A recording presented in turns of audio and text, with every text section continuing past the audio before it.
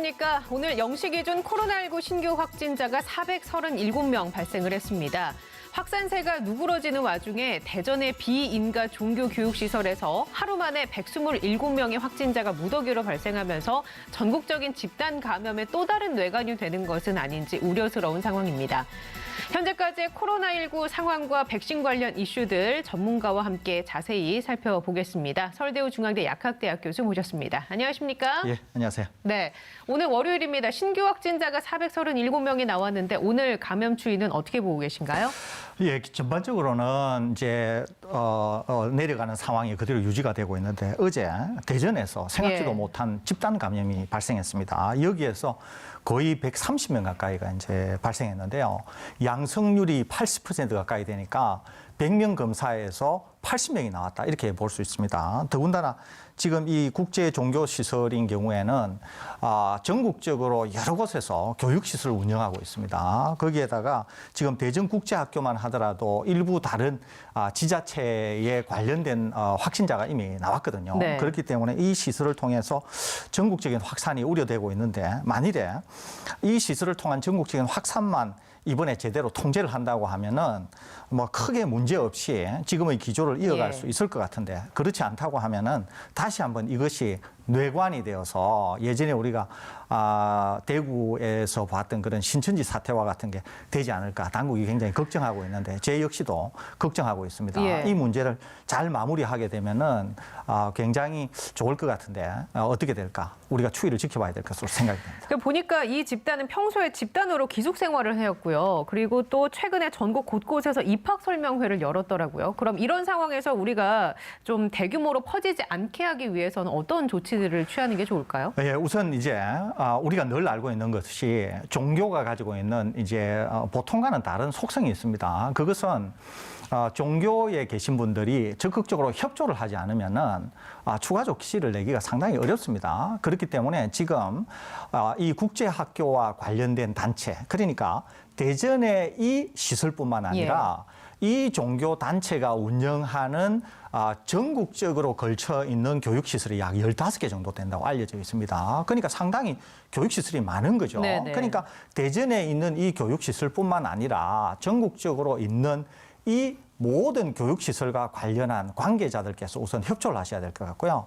또 이 종교단체와 관련한 다양한 행사에 참여하셨던 분들이 지금은 누구나 적극적으로 검사를 받으려고 하면 검사를 받을 수 있지 않습니까? 그래서 검사를 받아서 방역에 협조하는 것이 무엇보다도 중요할 거라고 하는 생각이 듭니다. 또 하나는 방역 당국도 지금 대전의 이 시설에만 국한할 게 아니라 아까 말씀드린 것처럼 종교가 가지고 있는 특징, 속성이 있다고 그랬잖아요. 그러니까 다양한 관계된 시설에 대해서도 적극적인 그런 진단 검사를 선제적으로 해서 이 종교 시설 전반적으로 감염 확산의 우려가 있는지 없는지를 평가해야 될 것으로 그렇게 생각이 됩니다.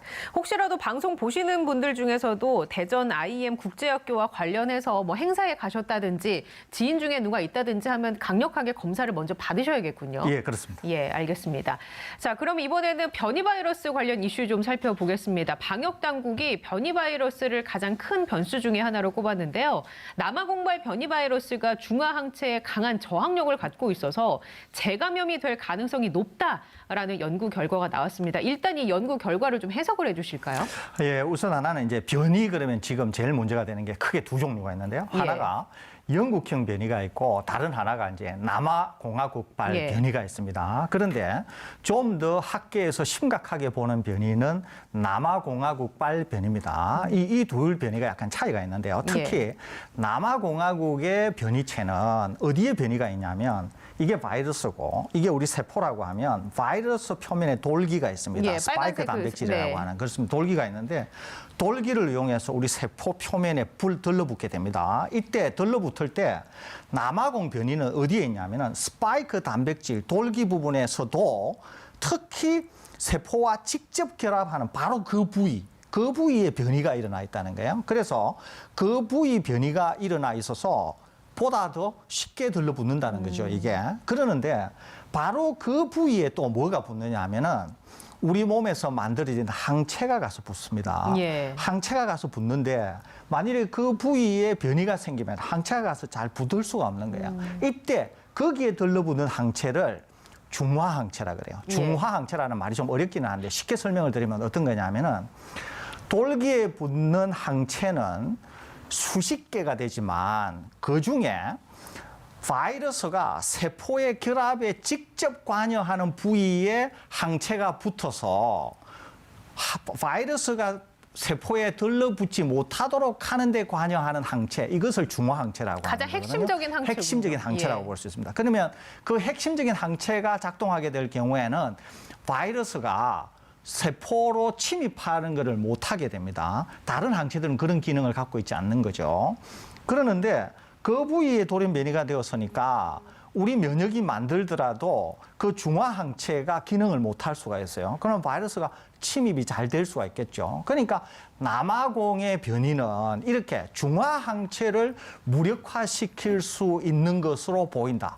그래서 남아공의 변이 바이러스는 만일에 주류가 될 경우에는 우리 몸에서 형성된 다양한 형태의 백신을 일부 무력화시킬 수 있는 거 아니냐, 이런 우려가 있는 것이거든요. 그 부분은 어떻습니까? 그런데 여기에서 우리가 생각해야 될 게 이제 몇 개가 있습니다. 하나는 그 우려가 현실화되기 위해서 가져야 되는 조건이 몇 개 있는데요. 하나는 이 변이체가 주류가 돼야 됩니다. 주류. 그러니까 이 변이체가 많이 퍼져가지고 이게 이제 확진자 만들고 사망 만들고 하는데 그 대부분이 이 바이러스에 의해서 일어나는 거죠. 그러는데 우리 중화항체가 작동을 못하게 되면 문제가 생길 거 아닙니까? 그러니까 첫째 주류가 돼야 돼요.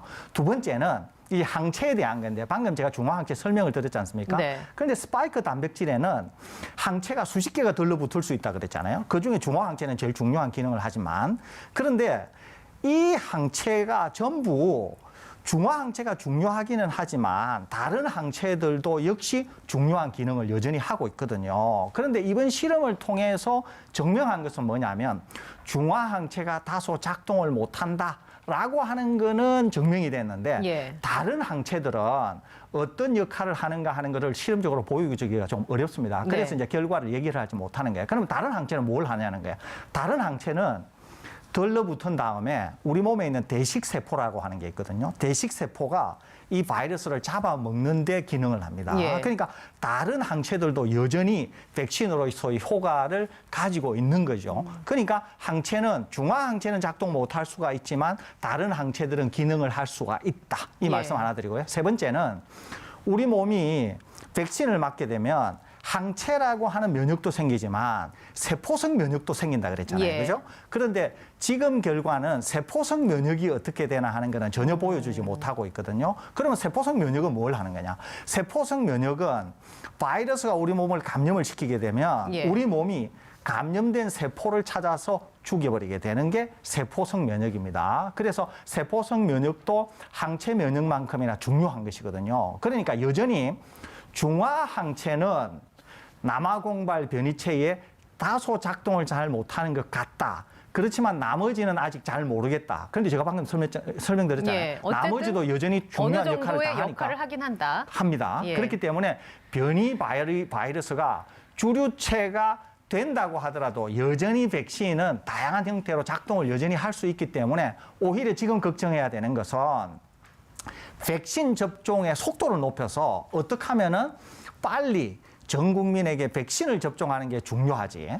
변이체에 대해서는 오히려 백신의 속도를 걱정하는 것만큼 변이체를 걱정하는 것은 후단이다. 더 뒤에 미루어둬도 된다. 이 말씀을 제가 드리고 싶습니다. 주류가 될 가능성은 얼마나 보십니까? 저는 주류가 될 가능성은 굉장히 낮다 이렇게 봅니다. 왜냐하면 우리나라에도 지금 주류 바이러스가 있는데 우리나라에서 지금 이 영국발 변이체가 2건 확인이 됐거든요. 아직 남아공은 확인이 된 적이 없습니다. 우리나라는. 그런데 이제 영국발 변이가 10건도 채 안 되는 게 발견이 되었고 우리나라에서 지금 예를 들면은 뭐 하루에 거의 확진자가 400명 이상이 나오는데 아직까지 영국발 변이는 거의 없다는 거 아닙니까? 그러니까 현재로서 우리나라에서는 주류가 되기는 어려울 것 같고 여전히 백신은 유용한 수단이기 때문에 우리나라에서는 어떻게 하면 빨리 백신 접종을 해서 집단 면역에 네. 들어가느냐. 그렇게 되면은 변이를 걱정하지 않아도 되지 않겠는가 예. 생각이 됩니다. 일단 정리해보면 남아공발 변이 바이러스는 주류가 되기 힘들 것이고 그 중화 항체는 기능을 좀 못하더라도 주변의 항체들이 기능을 할 것이기 때문에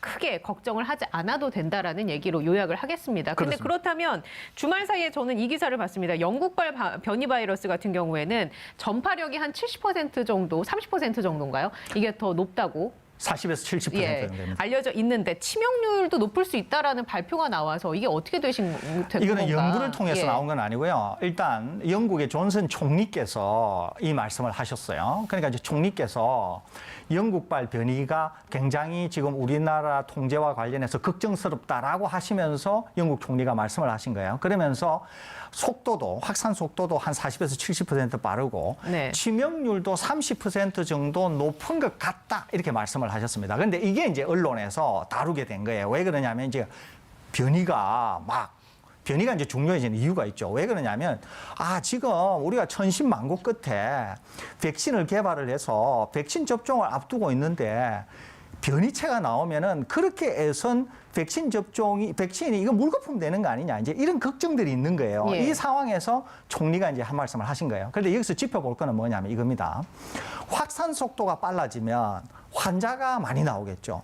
환자가 많이 나오면 덩달아 사망자도 많이 나오겠죠. 그러니까 총리께서 말씀하신 30%의 치명률이 높아지는 것 같다라고 하는 게 환자가 많이 나와서 자연스럽게 생기는 현상을 말씀하신 것인지 아니면은 같은 수가 나온다고 볼 때 정말 독성이 높아져서 치명률을 더 높인다고 하는 건지에 대한 구분이 안 되고 있습니다. 이게 예. 제가 보건대는 기본적으로 확산이 빠르다고 하는 걸 인정할 경우에 오히려 확산 속도가 빠르니까 비례적으로 환자 치명률도 높아진 게 아닌가 하는 생각이 하나가 있고요. 두 번째는 바이러스 학적으로만 말씀을 드리면 네. 바이러스는 일반적으로 일반적으로. 언제나 독성을 낮추는 방향으로 선택이 되면서 진화가 되지 독성을 높이는 방향으로는 진화하지 않습니다. 일반적으로. 그렇기 때문에 존슨 총리의 말씀이 맞다고 하면 이것은 바이러스 학적으로 볼 때는 굉장히 예외적이에요. 이게. 그렇기 때문에 오히려 저는 독성이 높아졌다기보다는 확진자가 확진자가 나와서. 많이 나오니까 비례적으로 예. 사망하는 사람도 많이 나온 것을 총리께서 이렇게 표현하신 게 아닌가 이렇게 재해석하고 싶습니다. 예, 알겠습니다. 국내에서는 반려동물이 코로나에 감염된 사례가 처음으로 나왔습니다. 정세균 총리가 관리 지침을 마련하겠다고 밝혔는데요. 경남 집단 발생에서 고양이 한 마리가 주인한테서 옮은 것으로 보고 있는데 강아지도 감염 의심 사례가 나왔고요. 동물이 코로나에 걸렸을 경우에는 이거 어떻게 해야 됩니까?